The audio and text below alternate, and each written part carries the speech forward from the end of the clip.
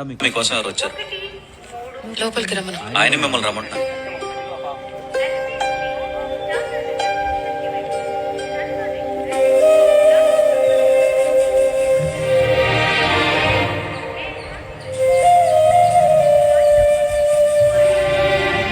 Friend Hyderabad వెళ్తుంటే దింపటానికి వచ్చాను.